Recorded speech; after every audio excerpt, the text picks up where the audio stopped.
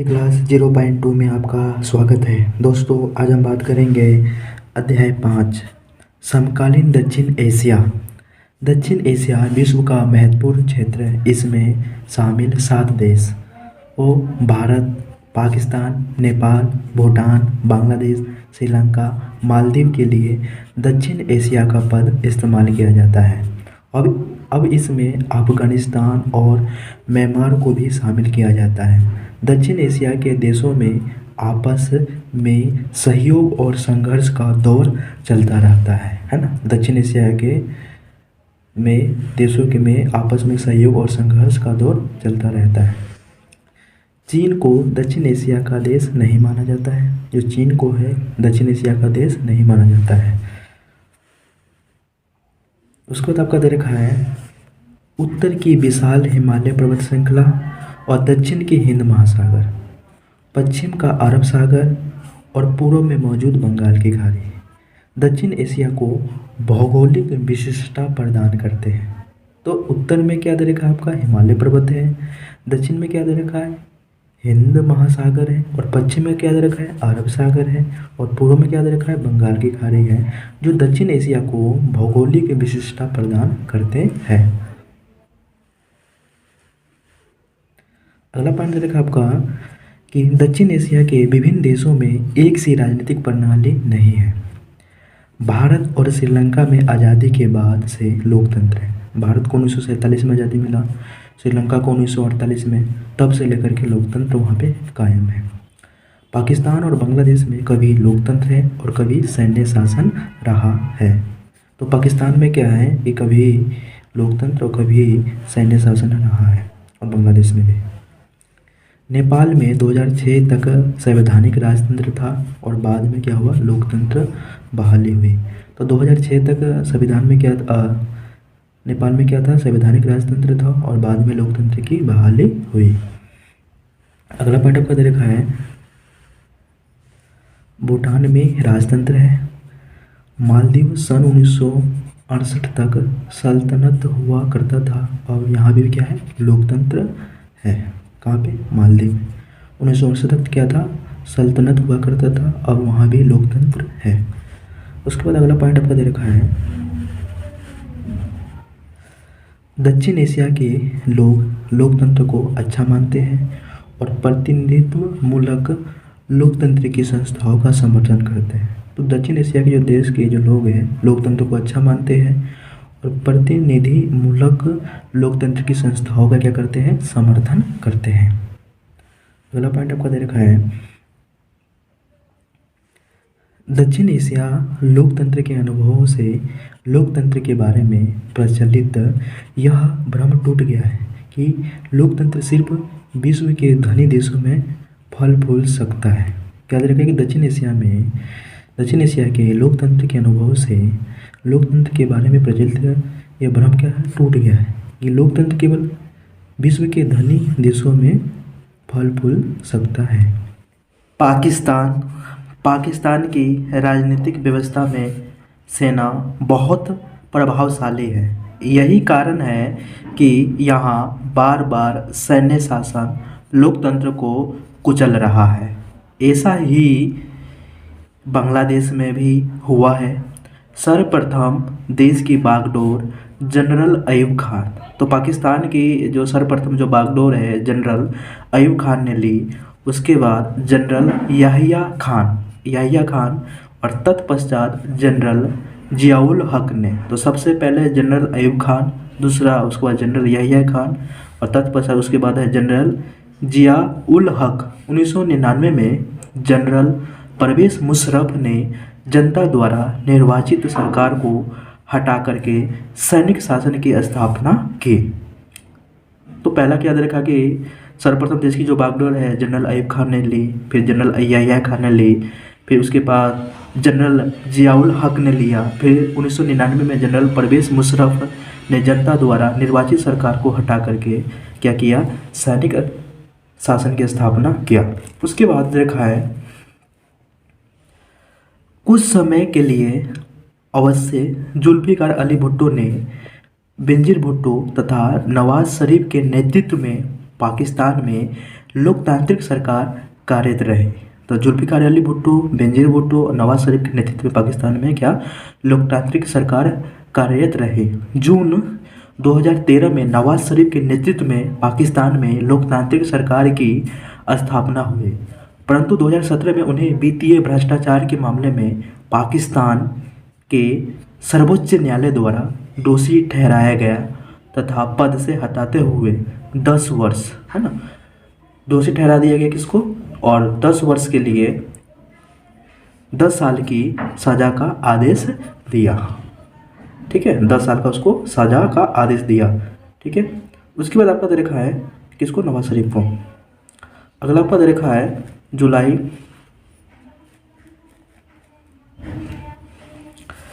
जुलाई 2018 में पाकिस्तान में हुए आम चुनाव में इमरान खान के नेतृत्व में लोकतांत्रिक सरकार का गठन हुआ। तो इमरान खान के नेतृत्व में क्या हुआ, 2018 में पाकिस्तान में हुए आम चुनाव में इमरान खान के नेतृत्व में लोकतांत्रिक सरकार का गठन हुआ। अभी पाकिस्तान के प्रधानमंत्री इमरान खान ही है। उसके बाद हम बात करेंगे नेपाल के बारे में।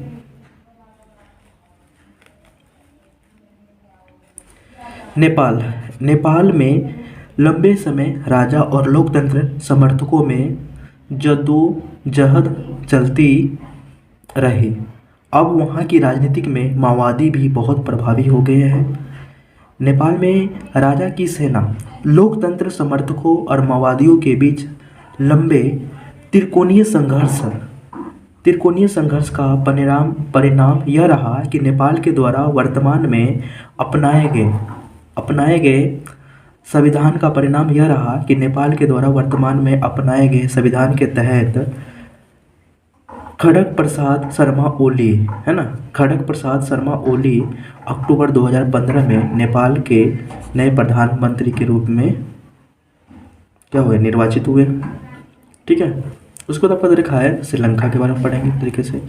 श्रीलंका में क्या है, श्रीलंका को 1948 में क्या मिली, स्वतंत्रता प्राप्त हुई।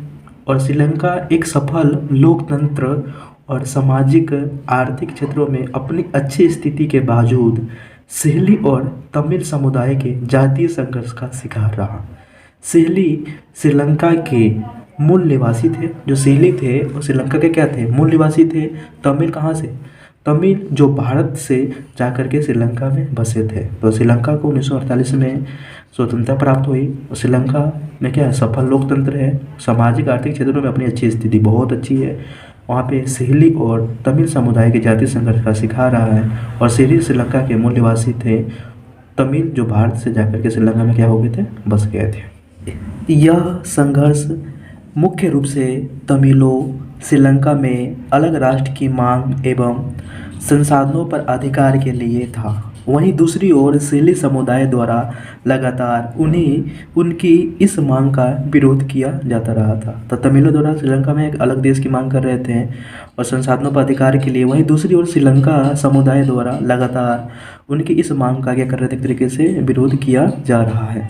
मई 2009 में श्रीलंकाई सेना द्वारा लिट्ठे प्रमुख प्रभाकरण के मारे जाने के पश्चात श्रीलंका में वर्षों से चले आ रहे गृह युद्ध की समाप्ति हुई और दक्षिण एशिया के दो बड़े देश भारत और पाकिस्तान के आपसी संबंध शुरू से ही तनावपूर्ण हैं और इनके बीच 1947 से 1948, 1965, 1971, 1999 में सैन्य संघर्ष हो चुके हैं।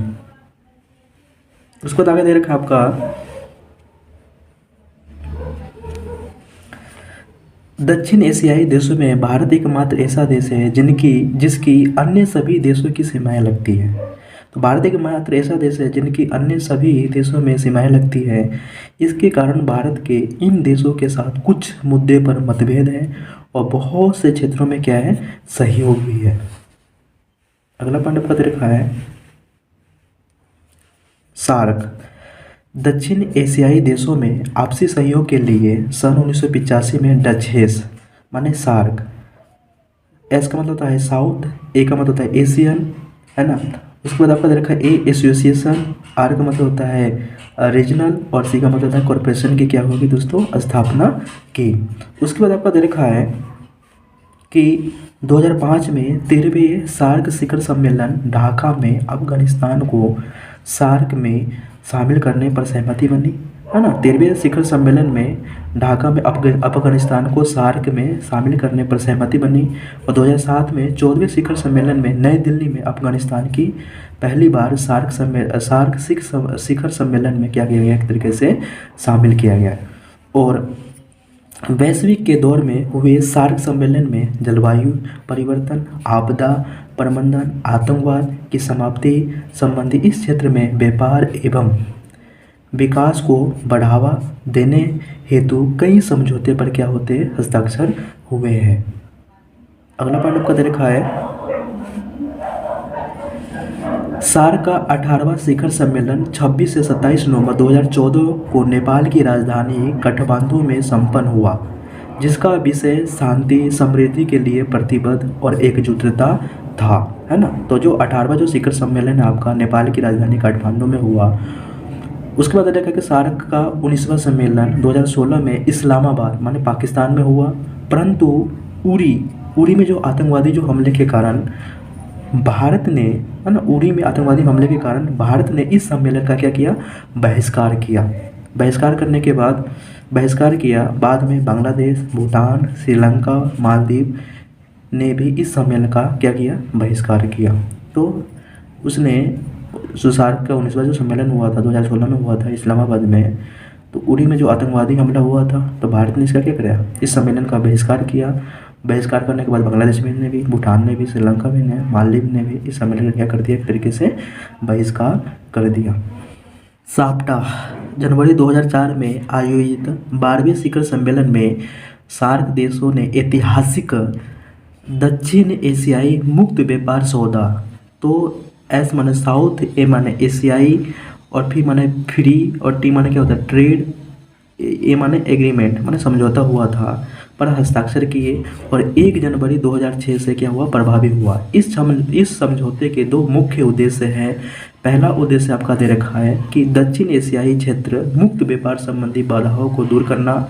दूसरा पॉइंट आपका दे रखा है कि व्यापार एवं प्रशुल्क प्रतिबंधों के सभी प्रकार को समाप्त करने का प्रयास करते हुए अधिक उदार व्यवस्था स्थापित करना। उसके बाद आपका दे रखा है ना, स्थापित करना भारत के अपने पड़ोसी देशों के साथ, जिनमें पाकिस्तान, नेपाल, बांग्लादेश एवं श्रीलंका प्रमुख है। इनमें से यदि पाकिस्तान को छोड़ दिया जाए तो बाकी राष्ट्रों के साथ भारत के संबंध कमोबेश मधुर बने हुए हैं, है ना। तो बाकी देशों को छोड़ने के बाद क्या है कि भारत के साथ कमोबेश मधुर संबंध बने हुए हैं। सार्क की उपलब्धियाँ, पहला पॉइंट दे रखा है, भारत और पाकिस्तान के बीच तनावपूर्ण संबंधों के बाद भी द्विपक्षीय स्तर पर समझ और सहयोग को बढ़ावा देने के लिए छोटों देशों के लिए अभी भी सहयोग उपयोगी संगठन है। तो सार्क की उपलब्धि क्या दे रखा है कि पाकिस्तान के बीच तनावपूर्ण संबंध होने के बाद द्विपक्षीय स्तर पर समझ और सहयोग को बढ़ावा देने के लिए छोटे देशों के लिए अभी भी क्या एक तरीके से उपयोगी संगठन है।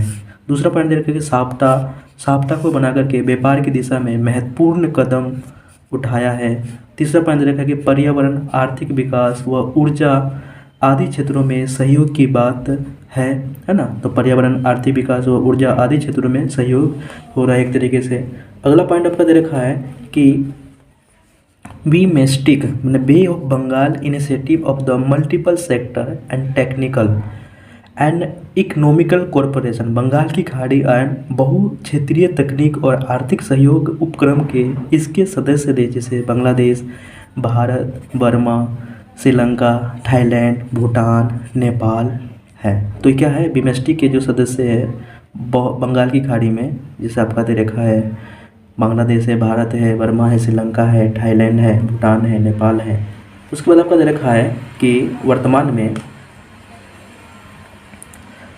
में भारत बीमेस्टिक पर अधिक बल दे रहा है और इसके वरिष्ठ अधिकारियों की 17 बैठक फरवरी